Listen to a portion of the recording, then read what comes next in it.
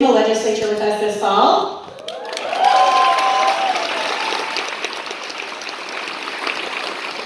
Because we all deserve a caring, competent, responsible government, and he is going to bring that to Alberta. And now he's going to bring you some of his closing remarks for tonight. Thank you all so much. Awesome. Well, thank you, Sarah, and thank you to all of you for being here tonight. And thank you for those of you brave enough to pick up the mic. I will tell you that, we heard a lot of people who kind of agree with one another. I know there's lots of folks in the room who maybe don't agree the same way, and you two are welcome. We have our friends here from the UCP, you're very welcome to be here in this conversation. We have folks who have different points of view, you're very welcome, because again, we are better together. And I'm so pleased that we're able to have these conversations in a civil, thoughtful way, as Albertans who all, regardless of our political stripe, want this place to be better. I agree with that. And we know that we'll get there together. Now, I'm going to get into so here's my plan. We're a little bit over time, but my goal is to get everyone safe home by 8:15. 8:25, based on what I've got in front of me here. But I do want to give you some logistical stuff. So if you feel that you want us to hear more from you, you have many options. So option number one is you can come online and join the tens of thousands of Albertans who've given us their point of view at bettertogethersummer.ca. Option number two is if you like to write, you can certainly, there are very few post-it notes back there, which is making me sad. So we can fill up the area with the post-it notes there. Option number three, if you're more of a talker than a writer, then you will see these two handsome gentlemen with big cameras. There's Graham, and there's Dave. And they will be very happy to do a little video booth when we're done here, if you want to get some of your stuff recorded with these guys. And by the way, they also make you look really good. Except for me. So in any case, I wanted to get through all of that. So what I want to do with you now is, for the next 5 or 7 minutes, I want to address some of what I heard today, some of the notes that I took, and maybe a little bit more politics than we've done for the rest of the night, just kind of let you know where things are at, a bit of the state of the province, if you will, on some of the things that we have heard. And then I really want to summarize some of the things that we heard from you tonight and talk about some steps going forward. So first of all, I did want to spend a little bit of time talking about healthcare.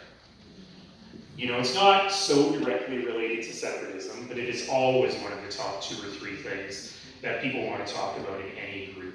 And I feel like I need to give you all a public service announcement, given the group that's in the room today, which is today, we heard from Sarah's counterpart, the Minister of Primary Care and Prevention. She got a huge demotion from Minister of Health. And she's now the Minister of Primary Care and Prevention, who, during a measles outbreak and an upcoming respiratory virus season, although she's the Minister of Prevention, has not been heard from in 135 days. In fact, have any of you seen her? She lives here, right? Has she been hiding out? What's going on? I suspect she probably can't go into Superstore too easily here. But that said, she did say something today that I actually want you all to hear. Probably the number one issue that we have heard the most about over the last few weeks is how incredibly upset people are over this make it up as you go along vaccination policy that we're hearing about. I want to be clear about a couple of things. Last year, for the last 2 years, the folks who work in public health with Alberta Health have been actively discouraged from telling people to get vaccinated. 2 years ago, the government told the public health practitioners that they couldn't use the word flu or COVID in their campaign on fall respiratory virus season, and they couldn't actually tell people where to get the vaccine. As a result, this year, we had by far the lowest flu vaccination rate in decades, if not ever, in Alberta, and we had the largest number of flu deaths ever. Many multiples of what the flu deaths were in 2019 pre-COVID. So please get vaccinated. The minister's not going to tell you that, I'm going to tell you that. Please get vaccinated, keep yourselves and those people around you safe. We still don't know about the flu vaccine. We think it's going to be free, and we think it's going to be available at local pharmacies, but who knows? But again, as for the COVID vaccination, they're making it up as they go along. And so now they only have two types of people, the people who get it free and the people who don't get it free. You should pre-register whether you're in either of those groups, because the government claims they need to know how much to buy. They've already had to send in the order, but let's take that excuse away from them. And we don't want them to run it. So please do go to that website, Alberta Health, and pre-register. The other thing she did today is she very quietly expanded the eligibility for free vaccines for seniors. So now, if you are over 65 and you live in congregate care facilities, that was always there, if you have home care, or if you have a list of a very long list of things, which includes type 2 diabetes, you can get it free. And the minister today claimed that 85% of seniors will be eligible. This may lead you to a question. If you're going to pay for 85% of people, and the national guidelines say everyone over 65 should get it free, why are you setting up a giant bureaucracy where seniors have to prove that they're obese or have diabetes? Or are pregnant? Are the seniors pregnant?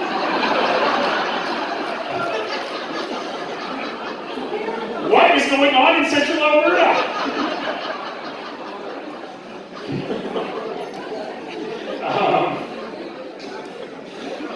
Why are they setting up this whole rigmarole and making you throw two groups? If you're going to pay for 85%, we'll just pay for 100% people, for God's sakes.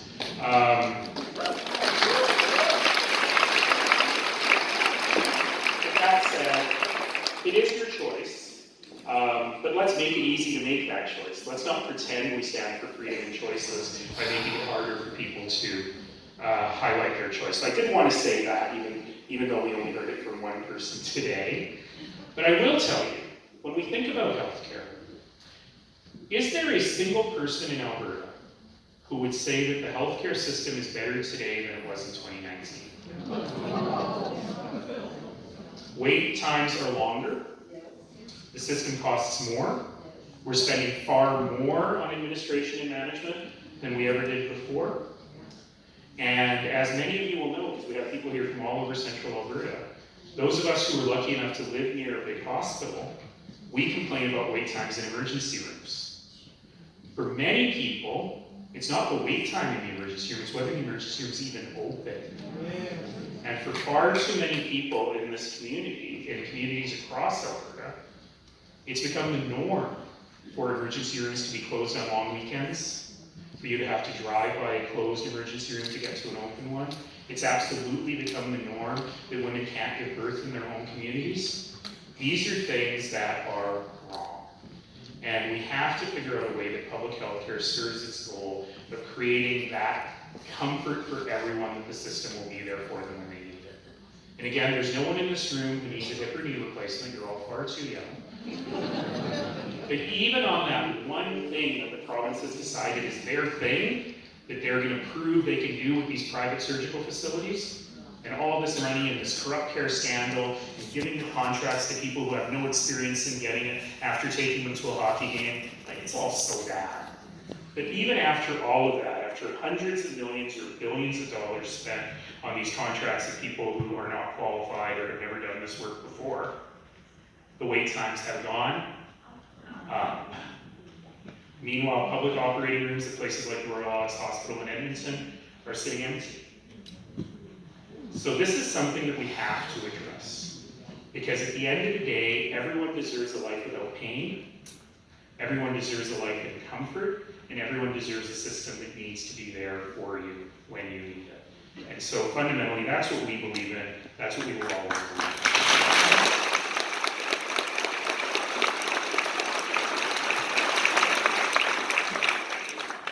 When it comes to pensions, I'm a math guy.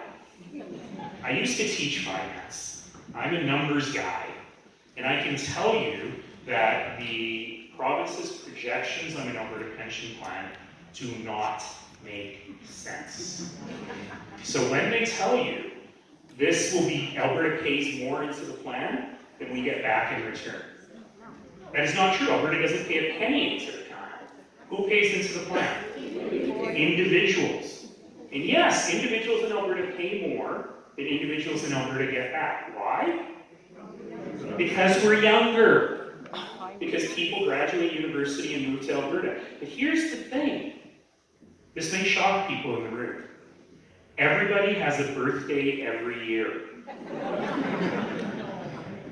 So if you're relying in the future on the fact that the demographic is younger today, you're forgetting about the fact that those people will retire someday. So the math doesn't make any sense. Many Albertans go to other provinces to retire. Some people just don't like the weather here, go figure. Or they want to go back home to where they came from originally to retire. Or, someone who's come here after university in Saskatchewan or in Atlantic Canada actually says, I want my grandma back home to get a good pension. I want the system that paid for my university in Saskatchewan or the Maritimes to still be well funded. And so that's why the whole thing doesn't make sense. And yes, there's these dark rumors about she just wants to spend the money and invest the money on her own on things that matter. Maybe that's true, I think it is true. But at the end of the day, I'm also a finance professor, and I can tell you, if every bank in the world will not fund a project, it's because they don't see return in the project. And Danielle Smith is not a smarter financial genius than every investment banker in the world.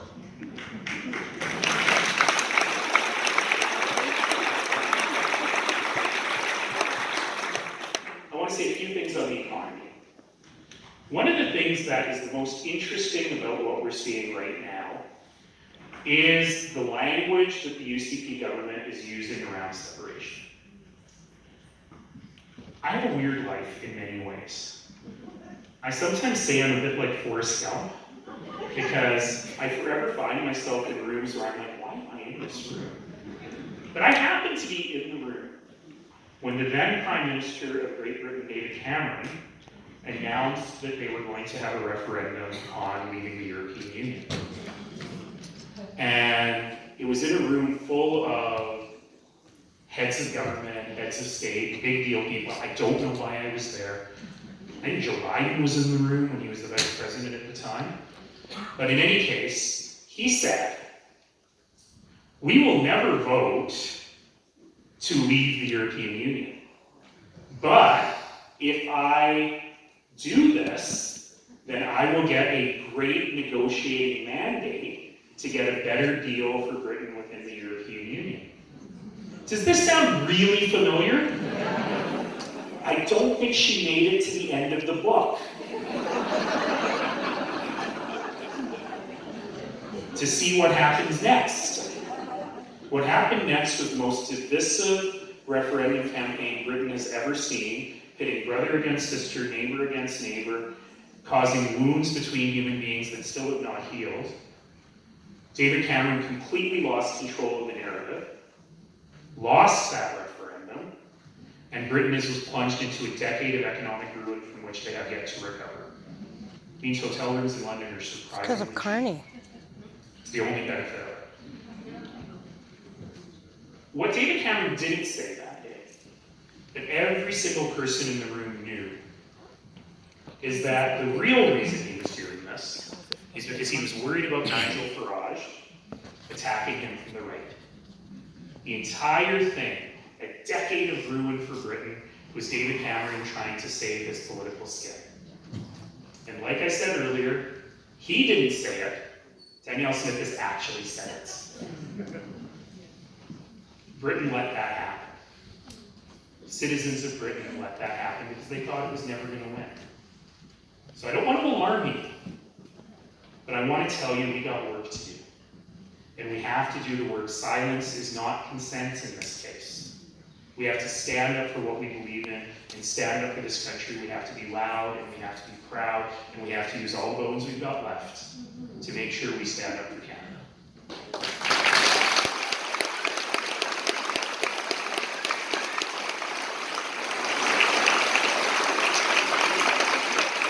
The other example, of course, closer to home is Quebec. Again, none of you were alive in the 1960s.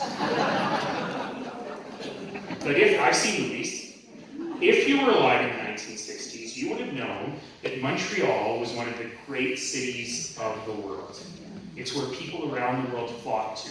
It was the center of culture and art and filmmaking. Expo 67 was there.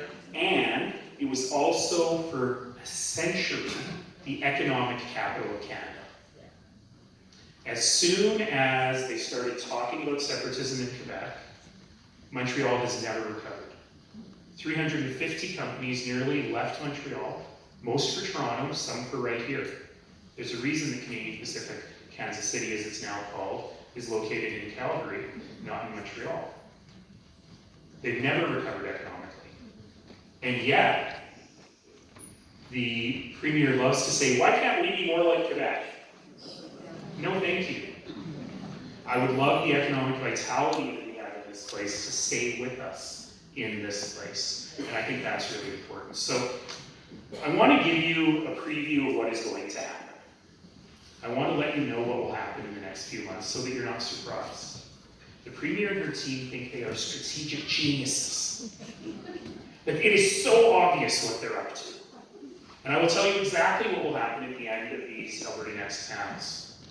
The Premier will say, well, gee, a lot of Albertans are really interested in separatism and that's very bad. So I will save Canada. And I will save Canada, and all you have to give me in return is the Canada Pension Plan and the RCMP. I guarantee you this is her plan. She is going to put herself in the colors of Canada and try to be the savior of the country, because she takes us all for fools. And I will tell you this right now, we are so much smarter than Danielle Smith thinks we are.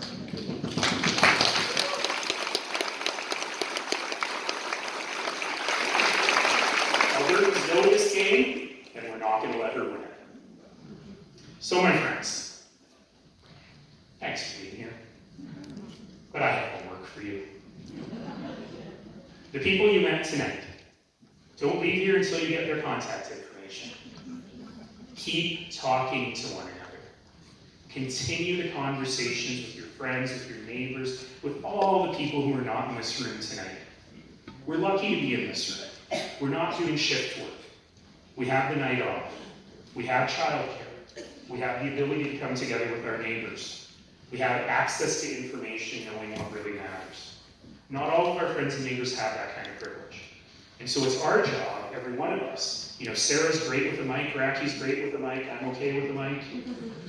We're okay at spreading the message. But in reality, we need to spread the message so much more broadly across the entire community, and that's where you all come in. And that's why this Better Together is not about coming here one night. It's about a continued, rigorous process of how we all together can be and will be better. This summer, I had the chance to travel all across this province. My life is not as glamorous as it used to be. I used to get on planes, stay in fancy hotels, and do things. Now I travel every day in my beat-up Toyota Camry, stay in the best Western hotels, which often have free breakfast. The place in Edmonton that I stay at, there's a machine that if you push a button, 90 seconds later, a perfect pancake comes out. It's a very different life. But in that life, I've managed to talk to people in big cities and small towns, and I've understood, as I've driven the highways and byways of this incredibly beautiful place, I've understood that those long spaces, those mountains and those prairies, and especially that endless big blue sky, remind us of who we are as Albertans. We don't think small, because it is impossible to dream small when the sky is that big. And we will continue to dream that.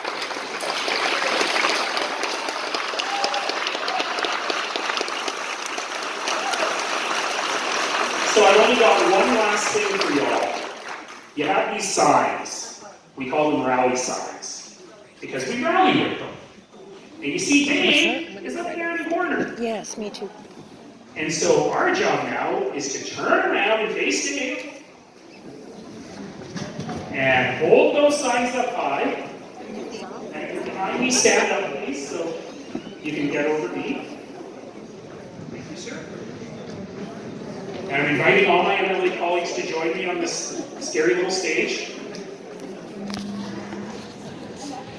There's one. Oh, there you go. All right, everybody. Let's say it together.